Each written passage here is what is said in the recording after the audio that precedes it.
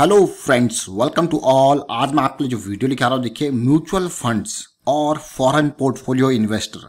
अगर आप टोटल मिला के कह लो तो ये मान के चलो कि बड़े निवेशक, जिनको कई लोग कहते हैं क्या ऑपरेटर जिनको कह सकते हो, लेकिन ये जो बड़े निवेशक हैं, ये बड़े इन्वेस्टर हैं, ये हमेशा रिटेल निवेशकों को, अब आप है क्वेश्चन मार्क, समझ तो आप गए होंगे कि रिटेल निवेशक जब भी ये माल बेचते हैं तो अक्सर मैंने देखा है कि भाई डाटा के हिसाब से कि रिटेल निवेशक इनसे माल खरीदते हैं।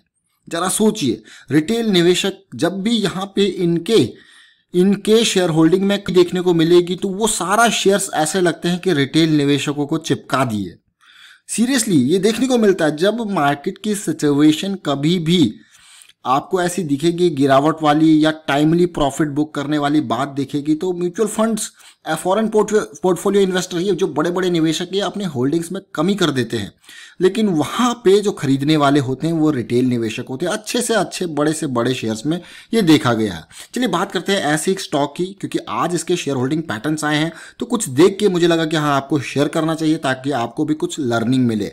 और आगे बढ़ने से पहले मैं आपको बता दूं, अगर आपने अब तक चैनल को सब्सक्राइब नहीं किया तो जल्दी से सब्सक्राइब कर ले, बेल आइकन को प्रेस कर ले, जिससे आपको नोटिफिकेशन आती रहेगी। और साथ में इसीलिए ताकि आप बड़े ऑपरेटर्स, बड़े इन्वेस्टर्स की इन चालों में फंसो ना, इसलिए टेक्निकल एनालिसिस आपके लिए बहुत ही इंपॉर्टेंट चीज होती है, क्योंकि इसके थ्रू आप क्या करते हो, अपने रिस्क को हमेशा मैनेज करके चलते हो। अगर कहीं पे किसी चाल में आप फंसने की भी कोशिश करते हो या फंस भी जाते हो तो आपको निकलने का रास्ता पता होता है, यानी कि आप उसमें ज्यादा दिन ट्रैप नहीं रहोगे, आप उसमें टाइमली निकल लोगे। लेकिन सिचुएशन अगर अच्छी होती हुई आपको दिखेगी तो आप दोबारा एंट्री मार लोगे, बट आप टाइमली निकल लोगे क्योंकि आपका रिस्क कैलकुलेटेड है, आपका रिस्क मैनेज्ड है। आप उसमें ज्यादा पैसा कभी गवा ही नहीं सकते। कई बार आपने देखा होगा शेयर, टाटा मोटर्स जैसे शेयर 600 रुपए से 100 रुपए पे आ जाते हैं, इतनी तगड़े तरीके से नीचे गिर जाते हैं, लेकिन उसमें अगर आप अपने रिस्क को मैनेज करोगे तो कभी आप वहां पे फंस नहीं सकते। यही टेक्निकल एनालिसिस की सीरीज में आपको डिटेल में बताया गया है, बारीकी से बताया गया है। अब मैं आपको लेके जा रहा हूं यहाँ पे इंपॉर्टेंट बात। यहाँ पे बात करेंगे आरती इंडस्ट्रीज लिमिटेड। शेयर में कोई कमी नहीं है, जबरदस्त शेयर है, स्पेशलिटी केमिकल का शेयर है। और अगर आप देखो इसको, 16,000 करोड़ का मार्केट कैपिटलाइजेशन है, 24% की का प्रॉफिट ग्रोथ, सेल्स ग्रोथ आप देखिए 16% का, डेट देखिए 1800 करोड़ का आसपास। अब मैं स्टॉक को आपके क्यों लेके आऊँ, देखिए इसमें बहुत सारी इंपॉर्टेंट बातें हैं जो मैं आपके साथ शेयर करना चाहता हूँ। ये देखिए प्रॉफिटेबिलिटी अगर आप देखोगे तो रेवेन्यू भी बढ़ा था, कोई दिक्कत वाली बात नहीं है। पिछले अभी थोड़ा कमी आपको देखने को मिल सकती है, लेकिन ओवरऑल प्रॉफिटेबिलिटी में कुछ असर जरूर देखने को मिला था बीच में, और उसके बाद फिर से नॉर्मलाइज ये चीजें हुई हैं। ओवरऑल अगर आप देखोगे तो बहुत ही अच्छा यहाँ पे आप इसका ओवरऑल परफॉर्मेंस देख पा रहे हो, और स्टॉक के प्राइस ने भी आपको मल्टी बैगर रिटर्न दिए हैं। और ये देखिए अब आप किस तरीके से इसने परफॉर्म किया है। और बात है पूरे के पूरे क्वार्टर की, आप देखिए यहाँ पे फरवरी से लेके मार्च के महीने में, यानी कि मार्च क्वार्टर तक बहुत ही यहाँ पे गिरावट देखने को मिली थी। लेकिन जब यहाँ पे मार्च क्वार्टर से लेके जून क्वार्टर में रैली आई, इस चीज को ध्यान दें, जब मार्च क्वार्टर से लेके जून क्वार्टर में रैली आई, यानी कि जून 30 से पहले यहाँ पे जो बड़े इन्वेस्टर थे वो अपना माल हल्का हल्का यहाँ पे कम करे। इस मार्च क्वार्टर की बात कर रहा हूँ मैं, मार्च नहीं, ये अप्रैल से मैं कहूँगा, अप्रैल मई जून, ये 3 महीने की रैली में यहाँ पे माल कम किया गया कि आने वाले फ्यूचर को देखने की वजह से। अब सिचुएशन जब नॉर्मलाइज होगी तो फिर जो है म्यूचुअल फंड वाले अपने माल खरीदेंगे। अब मैं एक आपको जो है इंपॉर्टेंट पॉइंट पे पहले लेके जाना चाहता हूँ डेटा के ऊपर, क्योंकि उस डेटा के बेसिस पर आप थोड़ा अपना व्यू पॉइंट बना पाओगे। अब ध्यान से देखें, ये 2 यहाँ पे चार्ट हैं, इनको जो मैं आपके सामने रख रहा हूँ, इसको, ये इंपॉर्टेंट है, बहुत ही इंपॉर्टेंट चार्ट मैं कहूँगा। यहाँ पे हमारे पास राइट साइड में मार्च का डेटा है, तो लेफ्ट साइड में हमारे पास है जून का डेटा। ये डेटा आपके पास, अब देखिए जून का क्वार्टर खत्म हो चुका है तो ये नंबर्स आपके सामने आएंगे। मैं यहाँ पे बात करूंगा म्यूचुअल फंड्स की। म्यूचुअल फंड की इन्वेस्टमेंट अगर मैं देखूं यहाँ पे तो 2 करोड़ 60 लाख शेयर्स यहाँ पे थे। कब थे ये 2 करोड़ 60 लाख शेयर्स? मार्च के क्वार्टर तक, यानी कि मार्च 31 तक 19 म्यूचुअल फंड हाउसेस के पास 2 करोड़ 60 लाख शेयर्स थे। जरा देखिए इसको ध्यान से। और ये 14.94% की होल्डिंग थी, यानी कि सीधे सीधे अगर आप देखोगे अब के डेट में जून में जो मार्च क्वार्टर से लेकर जून क्वार्टर में रैली आई, वहां पे इन लोगों ने प्रॉफिट बुक करके अपनी हिस्सेदारी कम करी। ऑल्दो ये ज़्यादा कम नहीं है क्योंकि स्पेशलिटी केमिकल का शेयर है, बट फिर भी 1% की कमी देखने को मिल रही है शेयर्स में। 20 लाख शेयर्स इन्होंने बेच दिए। अब आप इन नंबर्स को देख सकते हो, सीधे सीधे 2 करोड़ 44 लाख शेयर्स है, और वहां पे कितने थे ये numbers, almost 2 crore 60 lakh shares थे। तो आपने देखा किस तरीके से इस रैली में म्यूचुअल फंड हाउसेस ने थोड़ा बहुत चीज़ें यहाँ पे कम कर ली। अब ये बात मैं अगर आगे और डिटेल में आपको दिखाऊं फॉरेन पोर्टफोलियो इन्वेस्टर्स की, फॉरेन पोर्टफोलियो इन्वेस्टर्स को अगर मैं दिखाऊं यहाँ पे, तो इन नंबर्स को आप देखिए, ऐसे ही होता है जब धीरे धीरे एंट्री धीरे धीरे एग्जिट, ये पूरी की पूरी पोजीशन साइजिंग प्रॉपरली करते हैं ये बड़े इन्वेस्टर हैं। देखिए 8.28% की होल्डिंग इनकी थी मार्च में, यानी कि 1 करोड़ 44 लाख शेयर्स जो है वो फॉरेन पोर्टफोलियो इन्वेस्टर्स के पास थे मार्च तक। लेकिन अभी के टाइम के हिसाब से आप देखोगे तो इन्होंने भी अपनी हिस्सेदारी जो है वो कम कर दी। अब वो हिस्सेदारी कितनी कम करी है आप देख सकते हो, 7.37%, यानी कि 1 करोड़ 28 लाख शेयर्स, एकदम डाउन नहीं आए, लेकिन इन्होंने भी अपनी हिस्सेदारी कम करी।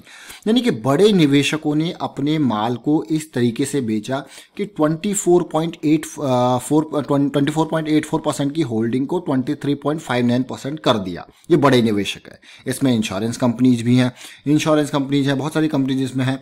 लेकिन अगर आप यहाँ पे ध्यान दोगे तो ये जो पूरा का पूरा हिस्सेदारी है वो कहाँ किसके हाथ में गई है, कहीं ना कहीं तो गई होगी जब माल बेचा गया है। तो ये मैं देख पा रहा हूँ यहाँ पे इन नंबर्स को, और आप भी इन नंबर्स को देखिए कि जो हिस्सेदारी रिटेल निवेशकों की मार्च क्वार्टर में थी, मार्च क्वार्टर में रिटेल निवेशकों की हिस्सेदारी थी ऑलमोस्ट 12 मैं आपको दिखाता हूँ, अभी इसको थोड़ा सा डाउन करता हूँ। ये देखिए मार्च क्वार्टर में बड़े निवेशक और छोटे निवेशक दोनों की होल्डिंग देखिए। यहाँ पे देखिए रिटेल निवेशकों की होल्डिंग थी यहाँ पे 10.63%। अब आप कहोगे 10.63% थी, और इनके पास थे 1 करोड़ 85 लाख शेयर्स।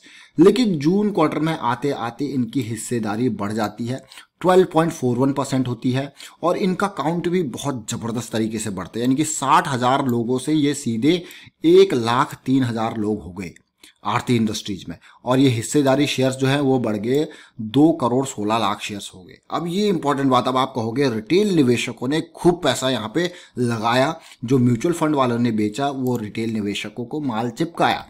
ये तो फिर भी अच्छा शेयर है, लेकिन ये शेयर अब बहुत जगह पे अगर आप देखोगे जो बड़े से बड़े निवेशक होते हैं, रिटेल निवेशक हो गए, फॉरेन पोर्टफोलियो इन्वेस्टर होते हैं, ये अपने रिस्क को प्रॉपरली मैनेज करके चलते हैं। तो इसीलिए ये मार्केट में पैसा कभी गंवाते नहीं, चाहे वो हेजिंग के तरीके से करे चाहे किसी तरीके से करे। तो इस दौरान में, इस रैली के दौरान में धीरे धीरे करके इन्होंने अपने जो है रिस्क को मैनेज किया और अपना माल जो है टाइमली निकाला। ऑल्दो अगर मैं आरती इंडस्ट्रीज की बात करूं तो ये बहुत ही इंपॉर्टेंट, इसको मैं लायंस अटैक सीरीज हमारी चलती है और बढ़िया रिटर्न दिया। लेकिन इस रैली के टाइम पे, और मुझे लग रहा है कि हाँ जब ये इस रेंज में गया होगा 1000-1200 के रेंज में, यहाँ पे खूब यहाँ पे म्यूचुअल फंड वालों ने जितना बुकिंग था प्रॉफिट यहाँ पे किया होगा। अब जैसे ये करेक्शन आया है और करेक्शन रिजॉल्व होता हुआ दिखेगा तो म्यूचुअल फंड वाले फिर खरीद लेंगे, क्योंकि ये तो उनका काम है, रोजमर्रा की जिंदगी है। लेकिन अब बात आती है कि अगर रिटेल निवेशक रैली के टाइम पे खरीदता है, पीक पे जाके खरीदता है, तो उसको रिस्क को मैनेज कैसे करना है। रिटेल निवेशक हमेशा इसीलिए मारा जाता है कि वो रिस्क को मैनेज करने में थोड़ा सा आनाकानी कर जाता है। अब देखिए वापसी, अभी ये वीकली चार्ट है और आप देख पा रहे हो कि जुलाई के ये 3 वीक में किस तरीके से कंसोलिडेशन हुआ। और मुझे लगता है कि हाँ अगर आप आरती इंडस्ट्रीज में सही में इन्वेस्ट करना चाहते हो तो आपके लिए 970-980 की रेंज पार होना इंपॉर्टेंट है। जो आप कहते हैं ना करेक्शन का रेजोल्यूशन, ये इंपॉर्टेंट है with a stop loss. Stop loss is mandatory. अगर आप स्टॉक मार्केट में इन्वेस्ट कर रहे हो चाहे शॉर्ट टर्म या लॉन्ग टर्म पर्सपेक्टिव से, then stop loss is mandatory. And here we have the stop loss of 845-850 की रेंज का स्टॉप लॉस हमारे पास है। और यहाँ पे अब देखिए, अब आप कहोगे टारगेट की बात, टारगेट देखिए पहले तो जब तक आपकी थीसिस जो आपकी सोच जो है वो इंटैक्ट रहती है, वो बिगड़ती नहीं है, तब तक तो बढ़िया है। लेकिन वहाँ पे सिचुएशन जब आपको जैसे यहाँ पे अब जिसने चीज़ें देख के इन्वेस्ट यहाँ पे किया होगा और इस बड़ी कैंडल को देख के अगर उसने प्रॉफिट बुक नहीं किया होगा, तो देखिए प्रॉफिट बुक करना तो जरूरी है। जब तक आप प्रॉफिट बुक नहीं करते तब तक वो आपका थोड़ा होता है, वो पैसा तो मार्केट में लगा रखा, वो कभी भी शेयर नीचे गिरेगा तो वो चला जाएगा। जब तक आप अपनी जेब में उसको नहीं ले आते यानी कि बुक नहीं करते तब तक वो कहलाता है अनरियलाइज्ड गेन, वो रियलाइज नहीं है अभी। तो इसलिए इसको ध्यान दें टाइमली। इतनी बड़ी कैंडल के बाद प्रॉफिट बुक करना तो बनता ही था।